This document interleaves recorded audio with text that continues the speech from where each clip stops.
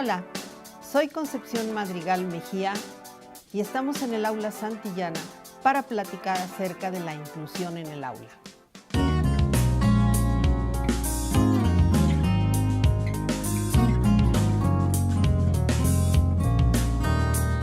Inclusión en el aula es el tema que vamos a trabajar. A partir de 1970 inició un proceso de transformación en referencia a la inclusión en el aula.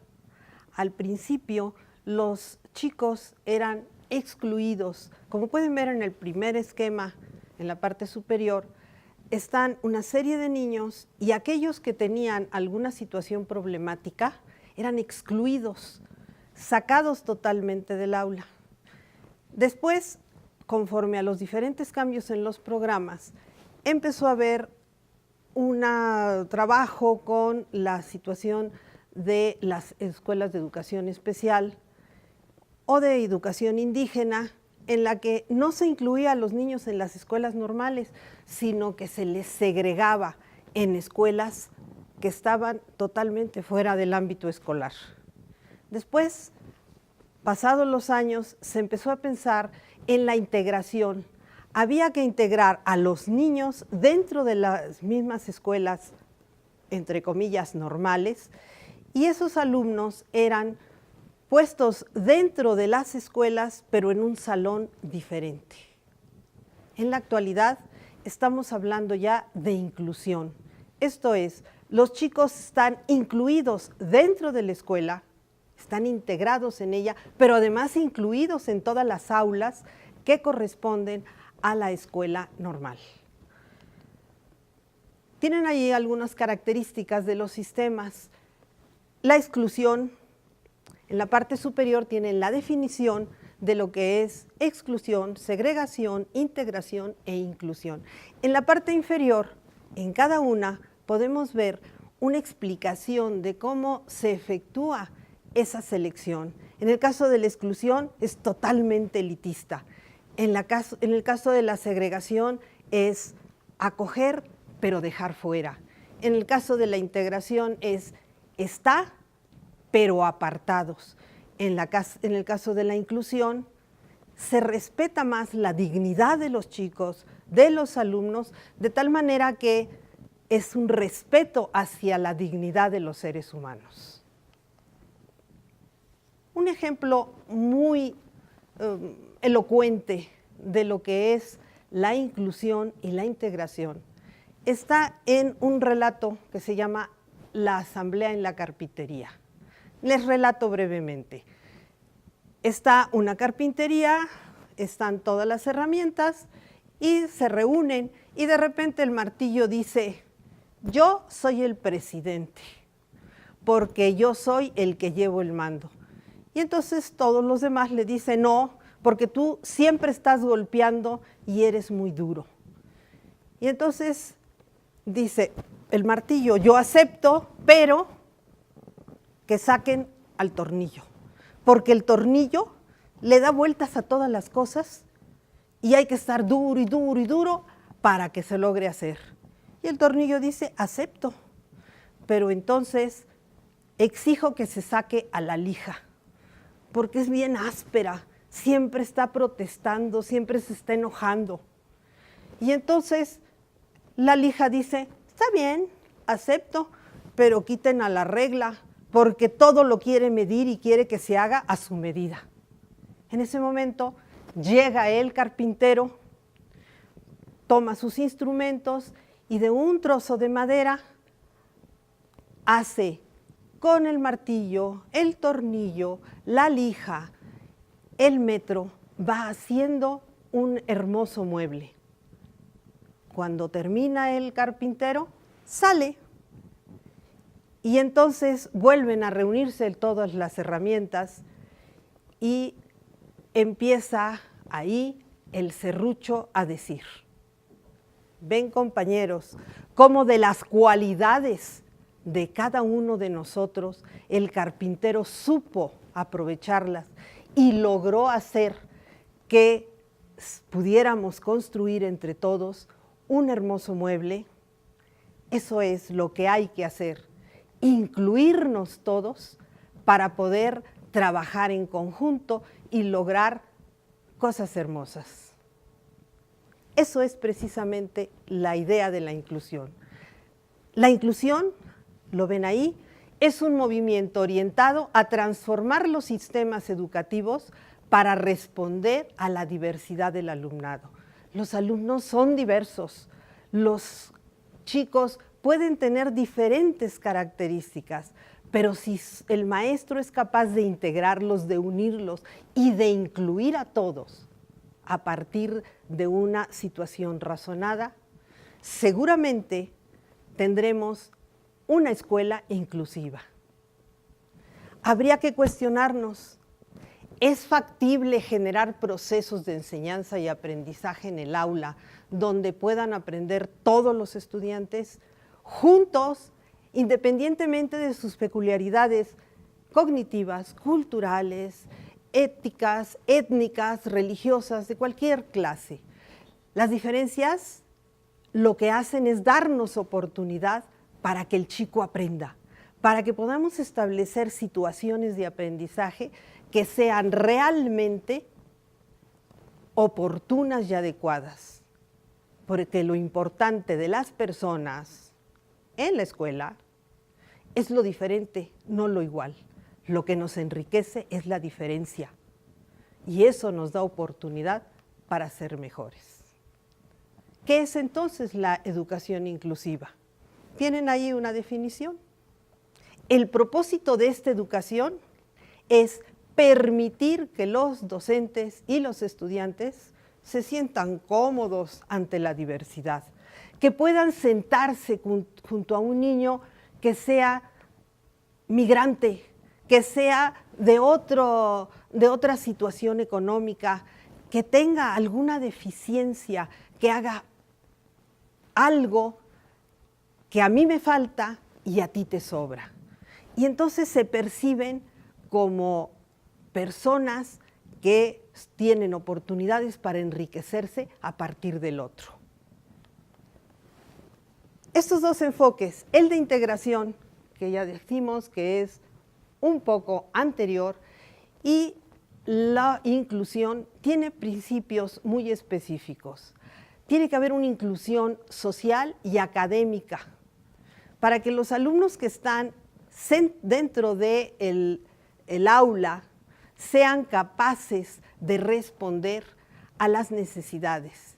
Esto implica que exista un modelo curricular en el que el maestro haya preparado situaciones específicas para que los alumnos puedan trabajar sin tener dificultades, ya sea que ellos tengan por su interiorización, por su origen, por su esencia, dificultades o no, que sean niños sobredotados, porque también en las aulas tenemos niños que son sobredotados.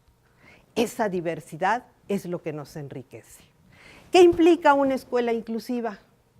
Pues crear una comunidad, esto es crear una cultura inclusiva, establecer valores en los alumnos y el propio docente que sean inclusivos, solidaridad,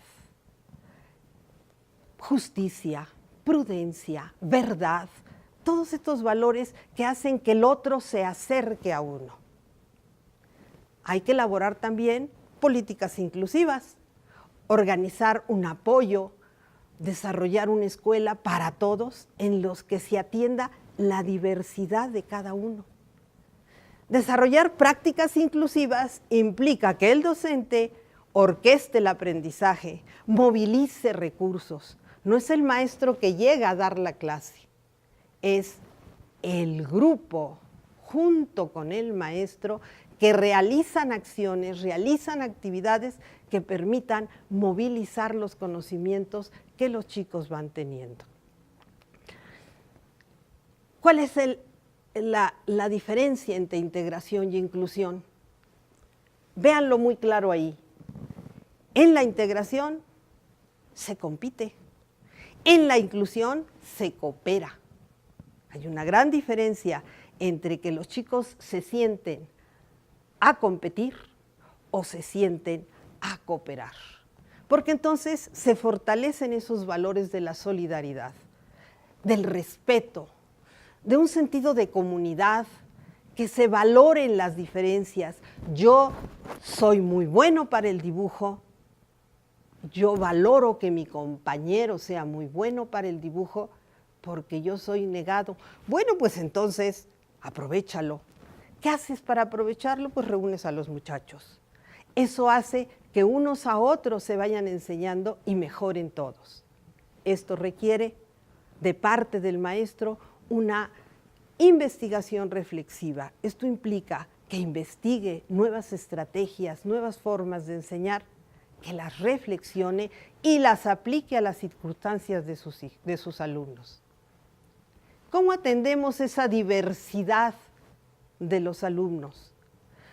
Podemos ver en el círculo superior, el docente se centra en lo esencial.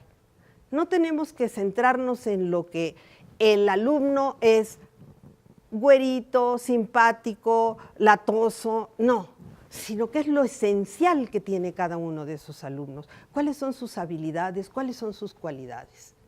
El docente contempla entonces las diferencias entre los estudiantes y eso permite que pueda hacer una enseñanza y una evaluación que son inseparables. Yo voy a ir evaluando al alumno, ya no la evaluación de la prueba, sino la evaluación de decir, ¿qué estoy viendo? ¿Cómo va evolucionando ese chico y cómo se va enriqueciendo y va creciendo como persona?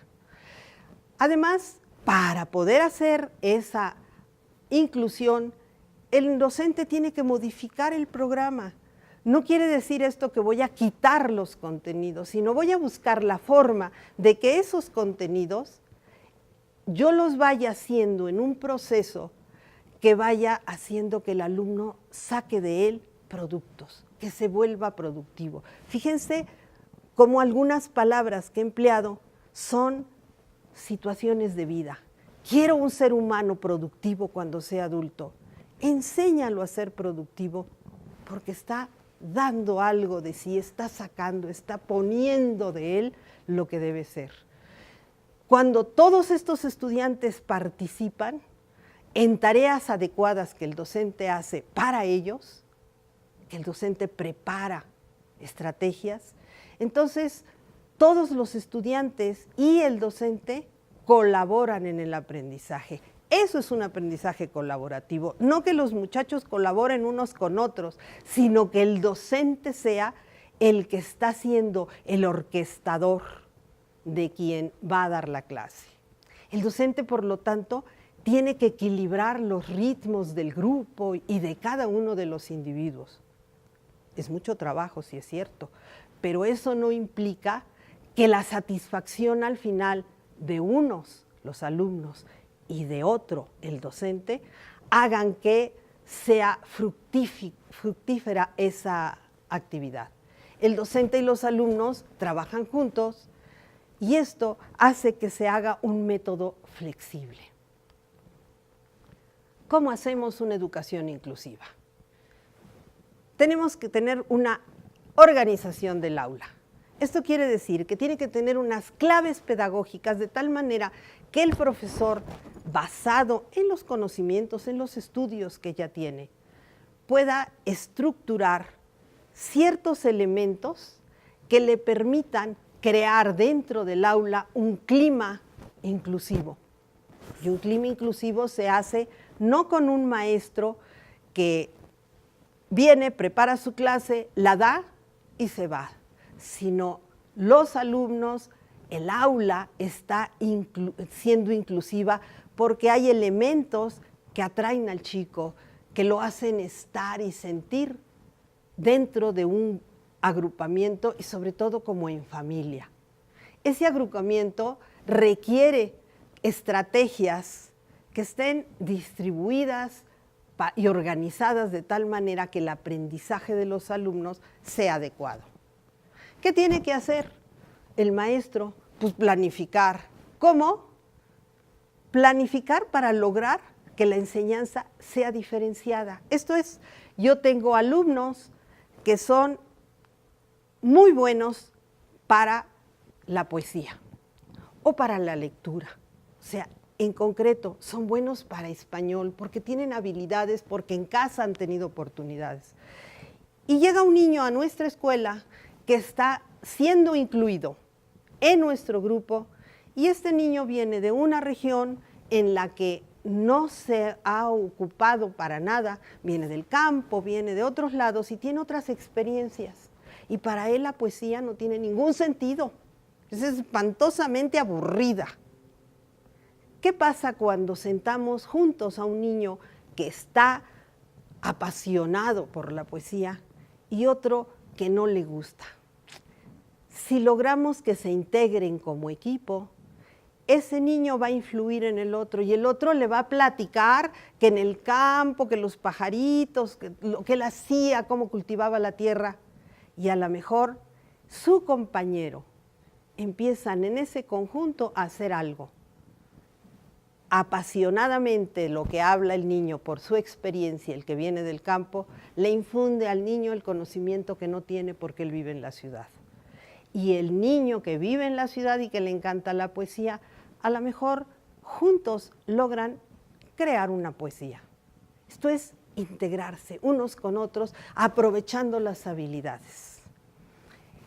El diseño curricular que tiene que hacer el maestro, pues tiene que ser inclusivo. Esto implica que tenga objetivos muy claros, que adapte los contenidos. Existe un programa y ese programa lo que hace es darme el contenido que tengo que trabajar, pero yo como maestro lo que tengo que hacer es adecuar ese contenido a las circunstancias de mi aula. Eso no quiere decir que yo voy a dejar de enseñar la Revolución Mexicana, pero ¿cómo se la voy a enseñar?